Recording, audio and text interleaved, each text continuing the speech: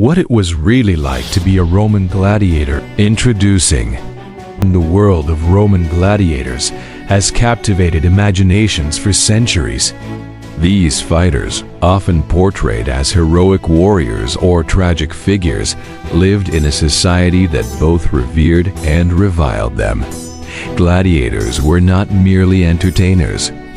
They were complex individuals whose lives were defined by violence, societal expectations, and the constant specter of death. This segment offers an in-depth examination for what it was like to be a Roman gladiator, exploring their training, the psychological toll of combat, societal perceptions, and the legacy they left behind. The origins of gladiators. Gladiators were primarily drawn from three main sources: slaves, prisoners of war, and free men. Understanding their origins provides insight into the social dynamics of ancient Rome, slaves and prisoners of war. Most gladiators were slaves, often captured during military campaigns. These individuals faced a grim fate as they were forced to fight in the arena for the entertainment of the masses. Prisoners of war, especially from conquered territories, were frequently sold into gladiatorial schools. Life as a slave. Slavery in ancient Rome was not limited to gladiators. It was a pervasive institution. Slaves had no legal rights and were considered property.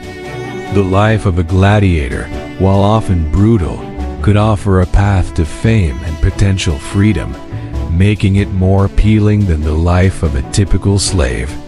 Prisoners of war. The Roman Empire, as expansion through conquest, meant that many individuals found themselves captured and sold into gladiatorial combat. These fighters often had a deep-seated desire for revenge against their captors, which could fuel their performance in the arena. Free men seeking fame. Some free men voluntarily became gladiators, motivated by the allure of fame, fortune, and the thrill of combat. These individuals, known as octorati, would sign contracts to fight, often seeking to escape poverty or gain social status. Economic motivations. For many, the promise of wealth and sponsorship from wealthy patrons made the life of a gladiator appealing. Successful fighters could earn substantial rewards, including money, gifts, and even the admiration of the public. Social status. In a society that placed a high value on martial prowess, becoming a gladiator could elevate one's status. Gladiators who gained fame could become celebrities, enjoying a lifestyle that many free men could only dream of. The types of gladiators. Gladiators were categorized into various types based on their fighting styles, weapons, and armor. Each type brought a unique approach to combat, contributing to the spectacle of the arena. Common types of gladiators. Murmillo, heavily armed and armored. Murmillos fought with a gladius and large rectangular shield. They were often pitted against lighter, more agile opponents, creating a dynamic contrast in combat styles. Threx, known for their agility, Threx gladiators wielded a curved sword and a small shield. Their distinctive helmets and fighting techniques made them formidable opponents. Retiarius. This type of gladiator fought with a trident and net, relying on speed and agility rather than heavy armor. Retiari were often tasked with facing heavily armored opponents, creating a dramatic contrast in combat. Secutor. The secutor was heavily armed, equipped with a sword and shield, and designed to fight against the Retiarius. Their helmets provided substantial protection, allowing for a more aggressive fighting style. Specialization and training. Gladiators often specialized in their fighting styles, honing their skills through rigorous training. The training process was designed to develop not only physical strength, but also tactical awareness. Combat drills. Gladiators practiced combat techniques daily, engaging in drills that simulated real battles. This training included swordplay, grappling, and strategies for overcoming various opponents. Mock battles. Gladiators would often engage in mock battles with fellow trainees, allowing them to test their skills and learn from each other. These practice sessions were crucial for building camaraderie and teamwork. The training regimen. Training to become a gladiator was a grueling and demanding process. Gladiators trained in a ludus, a gladiatorial school, under the supervision of a lanista. Life in the ludus. The ludus was a harsh environment where gladiators faced strict discipline and rigorous training regimens. Daily routine. Gladiators typically followed a regimented daily schedule that included physical conditioning, combat training, and rest.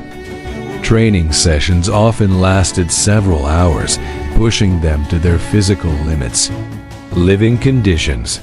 Conditions in the ludus varied, but many gladiators lived in cramped quarters with minimal comforts. The focus was on training and preparation for combat rather than personal comfort. Physical conditioning, physical fitness was paramount for gladiators who needed to be in peak condition to survive in the arena. Strength and endurance training. Gladiators engaged in strength training exercises such as lifting weights and performing calisthenics to build muscle. Endurance training included long-distance running and rigorous drills to improve stamina. Diet and nutrition. Contrary to popular belief, gladiators did not consume lavish diets of meat and wine. Instead, their diet consisted primarily of grains, beans and vegetables, providing the necessary carbohydrates for energy.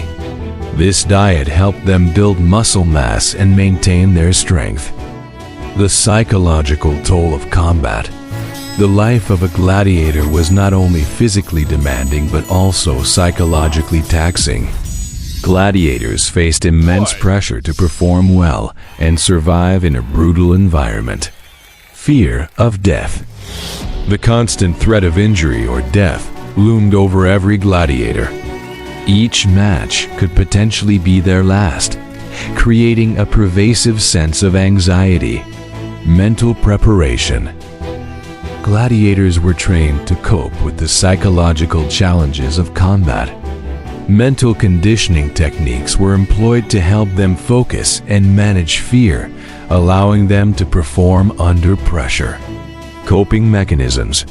Gladiators developed coping mechanisms to deal with the fear of death.